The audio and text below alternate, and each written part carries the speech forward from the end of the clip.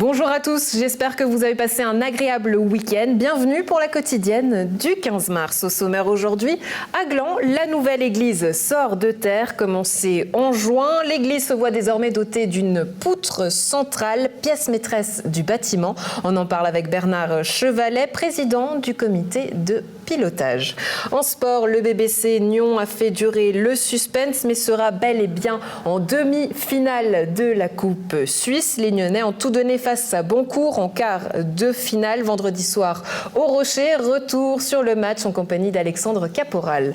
Enfin, en culture, plongée dans le monde de Sandrine Marion Butin avec son nouveau roman Le 13e mois.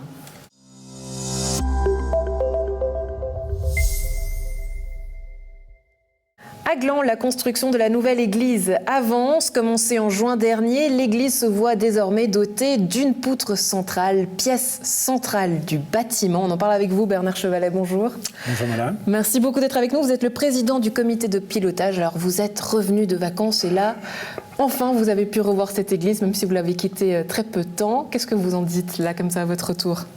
Alors bon, on a assisté au montage de la charpente déjà depuis 3 à 4 semaines. C'était pour nous une étape extraordinaire. Et effectivement, quand je suis parti, la seule chose qui me désespérait pas, mais qui allait me manquer, c'était la pose de cette pièce maîtresse de la toiture, une pièce de 5,7 tonnes, appelée en charpente la ferme, et sur laquelle elle repose effectivement sur tout le tour de l'église, on la voit là. Ouais, alors on voit là justement cette pièce, on l'a vue arriver comme ça du ciel, c'était assez symbolique finalement cette pause et ce moment de construction. Oui, pour nous c'est une étape très très importante et en fait pour tout le monde et principalement aussi pour les charpentiers qui ont fait un travail absolument extraordinaire. Je discutais encore ce matin avec un des ouvriers charpentiers qui me disait pour nous c'est le chantier de notre vie, quoi, dû au fait de la forme de cette église, ce cône tronqué qui a nécessité pendant des mois l'étude en atelier et la réalisation des poutres en atelier avant la pose. Ouais. On sait que ce cône tronqué n'a pas convaincu tous les voisins. Aujourd'hui, est-ce qu'ils s'apprivoisent un petit peu? Est-ce que vous avez peut-être des retours? Alors, on n'a aucune nouvelle d'eux. Ouais. Bon, ils nous ont traînés jusqu'au tribunal fédéral. On a pris 2 ans et demi de retard, ce qui finalement, après coup, n'est pas totalement négatif pour certaines raisons.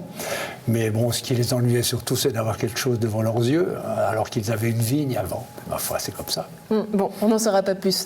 Pour revenir justement à ce chantier, on sait que voilà, la crise sanitaire a joué un peu les troubles faits et pourtant tout s'est très bien passé. Comment ça s'est mis en place justement ce chantier en temps de crise, pardon? Alors, je ne crois pas que la crise a influencé du tout le chantier. J'entends il a commencé dans les temps où c'était prévu, et puis il se déroule absolument comme prévu. Et la fin de la construction est fixée à l'automne et n'a pas du tout été entravée par la crise sanitaire. Alors aujourd'hui, vous nous disiez que c'était un réel défi. Là, en visitant le chantier petit à petit, un peu presque de semaine en semaine, vous le voyez bien sûr évoluer, mais est-ce qu'il y a des choses que vous souhaitez encore modifier, changer ?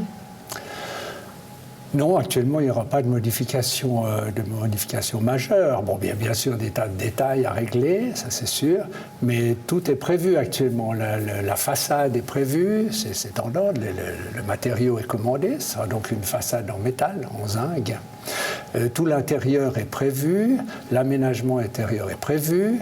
Nous avons récemment organisé un concours de sculpteurs, auprès de 4 sculpteurs, 2 Français et 2 Suisses, pour la réalisation de ce qu'on appelle le mobilier liturgique, c'est-à-dire l'autel, l'ambon, qui est la table où se proclame la parole, et les fonds baptismaux. Quelle ambiance est-ce que vous voulez justement à l'intérieur? Parce que j'imagine que pour ce concours, il fallait y répondre à une certaine demande. Oui. C'était lesquels? Alors les mots-clés qui ont été mis dans le cahier des charges pour les sculpteurs, c'était la noble simplicité. D'accord, on est en manque de culture, c'est pour ça que... Ça quelque chose de très sobre, oui, mais de très beau. Ouais, alors je vous avoue entre nous, on est en manque de culture, c'est pour ça que le mot acteur revient sans cesse. Mais pour revenir à autre chose, au niveau du budget notamment, il manque encore 800 000 francs. Là, qu'est-ce qu'il en est ? Eh bien, on a déjà reçu beaucoup d'argent, des communes, de Gland, de Vic et de Coinsin, de particuliers, d'associations, de fondations. Je veux dire qu'il y a eu de très grands gestes, de beaux gestes. Actuellement, alors on a des emprunts déjà qui ont été réalisés, des emprunts sans intérêt, mais qu'il faudra amortir sur pas mal d'années. Alors, il manque encore effectivement un peu d'argent. Et là, alors, je crois que si la pandémie, enfin la crise sanitaire actuelle n'a pas eu d'influence sur la construction de l'église, sur la réalisation du chantier, elle en a certainement alors sur la difficulté à trouver des fonds. Ouais, alors, c'est certain. Les fidèles ont pu notamment profiter de l'église à côté encore jusqu'ici. Oui, oui. Elle sera détruite d'ici quelques mois. C'est prévu pour quand ? Alors dès la fin du chantier, dès que la nouvelle église sera terminée. Donc pour l'automne. Pour cet automne, dès qu'elle aura été consacrée, à ce moment-là, on démolira la chapelle. L'église sera consacrée, c'est-à-dire que là, on prévoit un réel événement. Dans les grandes lignes, c'est un évêque qui doit venir. Oui, alors c'est l'évêque de notre diocèse, donc l'évêque du diocèse de Lausanne, Genève, Fribourg, qui doit venir pour consacrer l'église. Alors, un mot, finalement, on sait qu'une église, ça se construit très rarement dans la région. À Nyon, c'était la dernière, 1986, celle de Prévrange. Alors, Prévrange en 1986 et Nyon en 1976. Ouais. Là, qu'est-ce qu'on peut espérer du coup pour vous, que ce soit plus de fidèles qui viennent de la région, à Gland ? Alors, c'est un petit peu l'inconnu. Bon, il y a une communauté qui est vivante depuis des années. Cette communauté, maintenant, bien sûr, avec la crise sanitaire, il y a beaucoup de gens qui ne viennent plus parce qu'ils ont peur d'attraper le virus, malgré toutes les restrictions qui ont été mises en place. Et alors l'après, c'est un petit peu un point d'interrogation. Nous, on espère que, vu qu'il y a ce splendide bâtiment, beaucoup de gens vont venir de nouveau. Ou alors, ça serait triste de voir qu'avec la crise sanitaire, comme ils ne sont plus revenus pendant un an ou plus, ils vont s'éloigner petit à petit et peut-être que certains ne viendront plus. On ne sait pas. Mais moi, je suis très optimiste. Je pense que le fait d'avoir un nouveau bâtiment, bon, ce n'est pas le tout d'avoir des murs. Hein. Nous, on construit une église, mais c'est des murs. Après, il faut faire vivre ces murs. Et c'est là que c'est ça qui est l'étape la plus importante. Ce qui était d'ailleurs une volonté pour vous, c'était aussi d'avoir des activités, de faire vivre finalement cette église. Bien sûr. Ce bâtiment, ça sera avant tout un lieu de prière, de recueillement, de grande célébration, mais nous voulons aussi que ça soit un lieu de rencontre culturelle et sociale. Oui, très bien. Bernard Chevalet, président du comité de pilotage, merci beaucoup d'avoir répondu à nos questions. Très belle journée à vous. Merci à vous de m'avoir invité.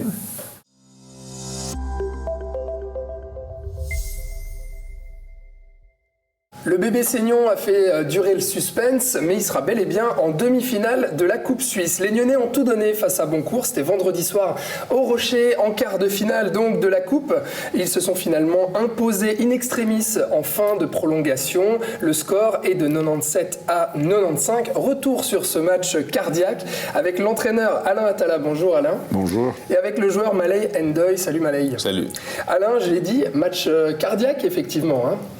Ah oui, c'était un scénario improbable à la fin. On est mené de 17 points à 4 minutes et demie à 82-65 et on égalise 82-82, ce qui veut dire qu'ils n'ont pas scoré un point les dernières 4 minutes et demie. Bon, on a eu de la chance, mais on a provoqué la chance. Il y avait des risques à prendre, on les a pris, sachant que ça pouvait tourner mal ou pas. Eh bien, tant mieux pour nous que, oui, on a provoqué la chance et on a joué... On a pris nos chances, disons, et on a pris des risques qui ont été fructifs à la fin. Quelques coups de sueur pour vous sur le banc. Ah oui, vous avez tenu. Ça, on dit après le match, mais quand c'est sur le show même, on se focalise sur les choses où on doit se focaliser. Il y a pas trop, on essaye de ne pas trop d'émotions, sinon les décisions ne sont pas assez lucides. Mais après le match, oui, c'est le grand ouf, le soulagement après, c'est là où tout pèse. Mais sur le moment même, on reste assez concentré sur ce qu'on doit faire. C'est ça. Malay, on le voit à l'instant sur les images, vous meniez pendant quasiment plus de 30 minutes de match, donc au moins jusqu'à la première mi-temps, et un match avec énormément de rebondissements, puisque après c'est Boncourt qui repasse devant. Comment ça s'est passé ? C'est vrai qu'on a fait une très bonne première mi-temps, on est bien entré dans le match, on a respecté les consignes, donc on a quand même joué là où ça faisait mal, c'est à l'intérieur. On a vu Amir, il les a beaucoup dominés. Et c'était le plan de jeu, il fallait continuer, mais je pense que sur le troisième, on n'est pas très bien rentré au retour des vestiaires. On a peut-être déjoué, et peut-être c'est de notre faute parce qu'on était devant, mais on les a laissés prendre le match petit à petit jusqu'à ce qu'ils prennent 15 ou 17 points d'avance. Mais on sait que c'est un match de coupe, c'est sur un match décisif, donc on s'est dit, bon, on va essayer de revenir petit à petit. L'entrée de Titouan qui met un 3 points, qui nous donne de l'espoir et on voit le score qui diminue petit à petit. Donc au fur et à mesure qu'on y avance, on dit bon, il y a une possibilité. Et là, On fait le stop qu'il faut, on marque et à 2-3 minutes, le match est serré. Donc on se dit, bon, on est à domicile, on se donne à fond et on va chercher la victoire. Au moment où Boncourt revient avec 17 points d'avance dans ce troisième quart-temps, à ce moment-là, vous vous dites c'est foutu? Non. Personnellement, avec Amir et les autres, on s'est dit on va continuer. Même Alain ne va pas nous laisser, même si on perd des 30 points, il ne va jamais nous laisser faire le match mentalement. Donc on était resté dans le match mentalement, mais il fallait un déclic. Et je pense que Tito nous a donné ce déclic. Quand il est rentré, il a mis 2 ou 3 points qui nous a donné une balance. On était à moins 10 parce que basket moins 10, quand même, c'est toujours... En 2 minutes, tu peux revenir. Et ce qu'on a fait, c'était improbable de revenir à 17 points en 4 minutes. Mais, comme on a dit, ce match de coupe, sur un match décisif, il faut se donner les chances. Et on s'est donné les chances quand même pour le faire. C'est passé, du coup, Alain Attala. C'est allé quand même jusqu'aux prolongations. Et puis vraiment, cet écart de 2 points qui fait la différence et qui vous permet de l'emporter. Comment vous êtes allé chercher les ressources à ce moment-là, où justement, il y a eu un retournement de situation en deuxième mi-temps. Vous vous êtes dit, bon, là, on perd à nouveau de 17 points, il va falloir remonter. Qu'est-ce que vous êtes allé chercher pour que vos joueurs repassent devant? Le changement de momentum. Donc c'était, comme Malé vient de dire, le déclic de Titouan qui met ses 6 points rapides. Et puis il fallait changer, casser le rythme. On a changé de défense, on a fait une box and one, on a pressé, ça les a gênés un peu. Et puis honnêtement aussi, ils font des pertes de balles et nous, on était assez bons à punir ces erreurs qu'ils ont commises.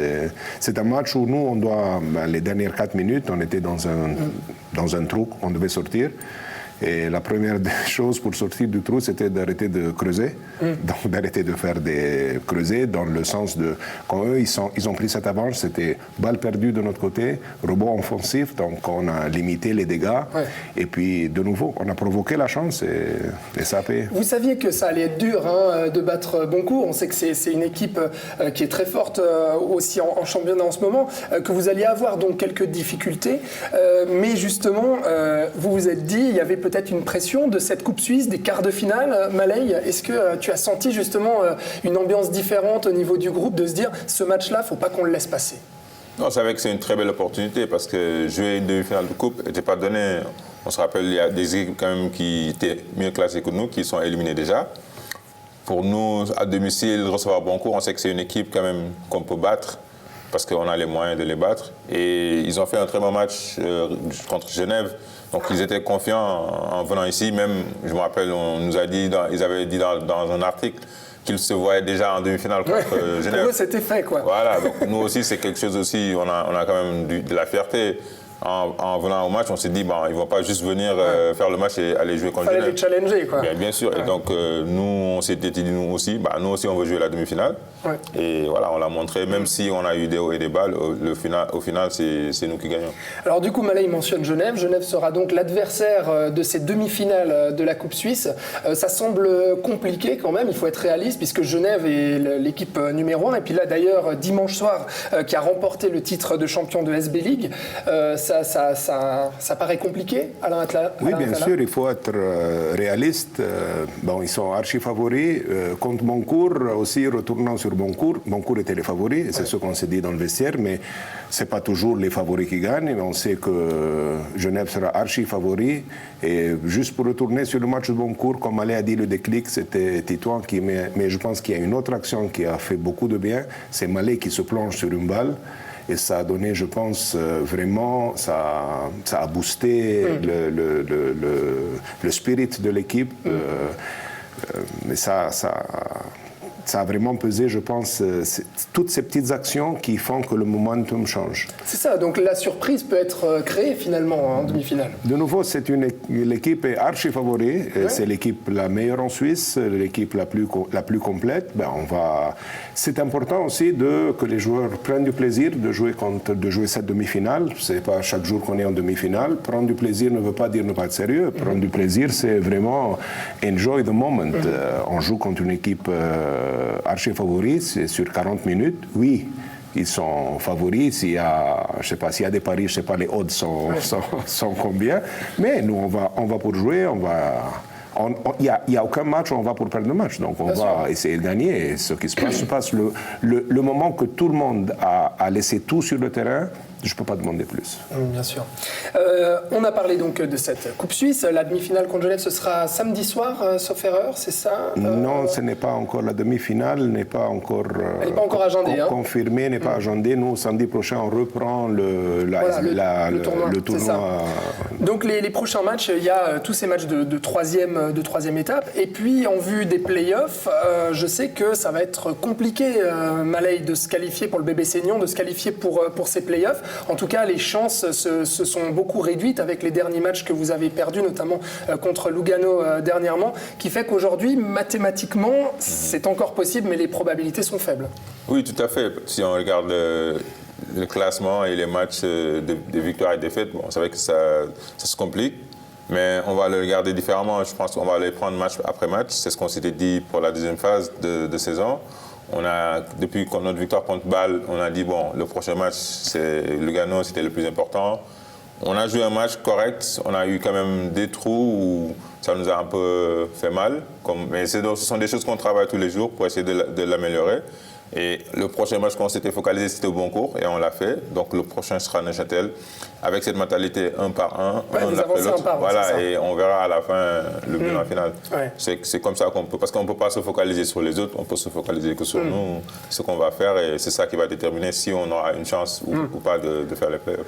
Vous l'avez dit, Alain Attala, c'est vrai que bon, ces playoffs, aujourd'hui, c'est difficile d'y croire encore réellement, mais vous continuez à tout donner pour votre but aussi, c'est de gagner de l'expérience cette saison pour revenir encore plus fort la saison prochaine. Oui, avec 2 pas de recul, il faut voir, on savait que c'était une saison compliquée et les objectifs étaient clairs, c'était de donner du temps de jeu aux joueurs suisses et de s'améliorer pour finir la saison mieux qu'on a commencé. Mais on ne pense pas trop, les playoffs n'est pas l'objectif, mais l'objectif c'est de garder des buts assez précis, de s'améliorer, d'être mieux à l'entraînement, et on entame match par match pour jouer le match, pour gagner le match, et puis on verra.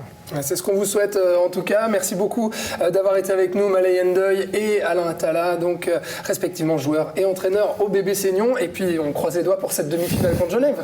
On croise les doigts. Merci beaucoup, à très bientôt. Merci.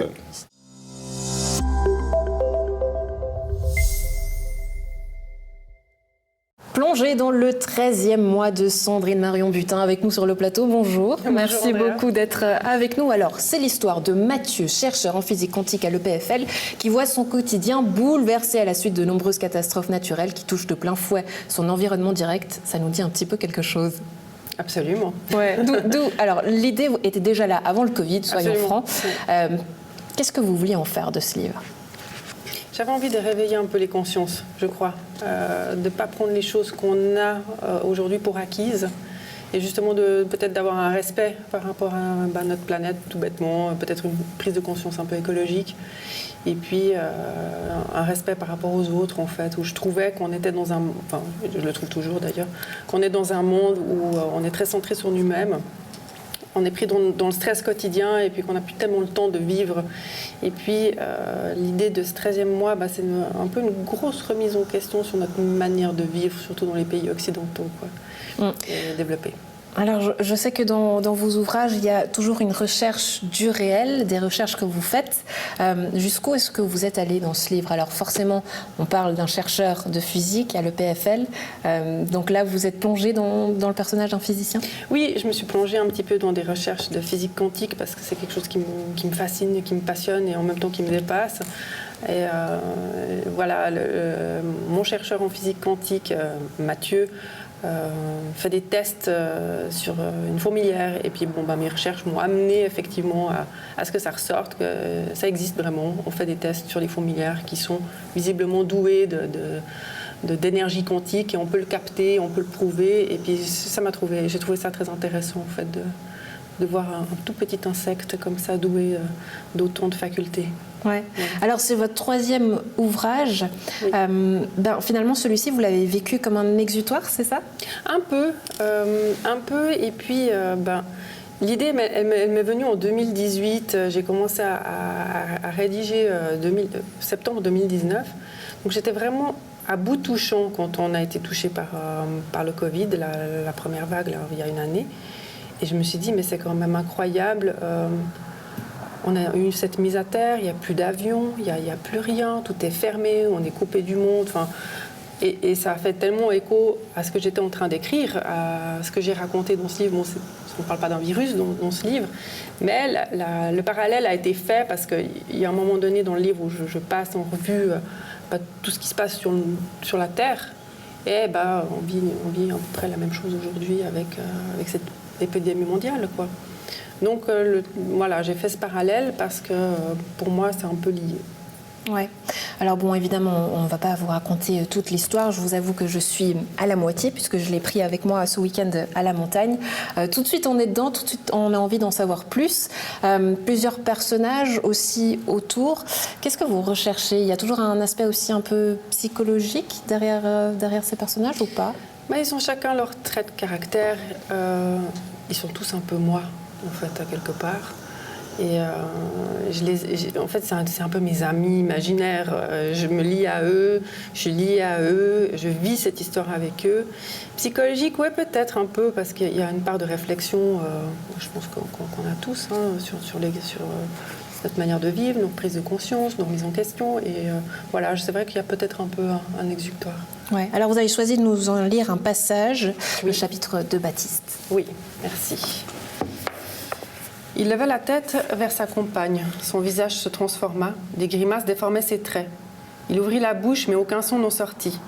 La tante, Marie-Lou, regarda Carole. « Il faut le mettre sous la douche froide tout de suite. » Carole et Lisa soulevèrent le jeune homme. Jean-Paul les aida et les traînèrent jusqu'à la salle de bain du rez-de-chaussée. Ils le couchèrent tout habillés dans la baignoire. Lisa empoigna le pommeau de douche et arrosa son ami. Des cris de douleur se firent entendre. Le physicien hurlait de chagrin, les larmes se mirent soudainement à sortir, comme si des années de tristesse s'évacuaient enfin. La mort de Baptiste avait été le coup de grâce. La pression accumulée depuis plus de 30 ans défilait dans sa tête.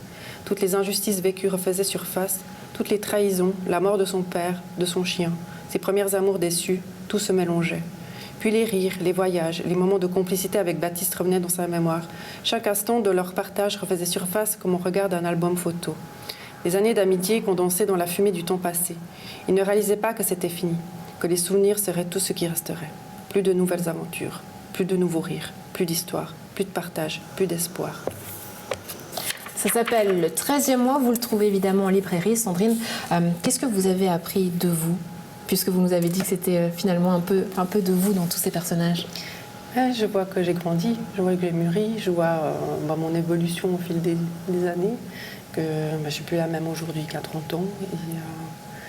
Et voilà, ça me donne envie de continuer l'aventure.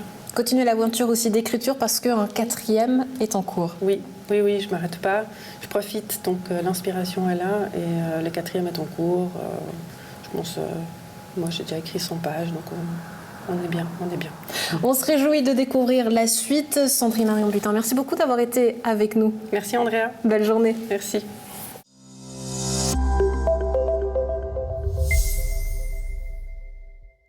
C'est tout pour la quotidienne du 15 mars. Un plaisir d'avoir été en votre compagnie. On se retrouve demain. Très belle soirée à tous.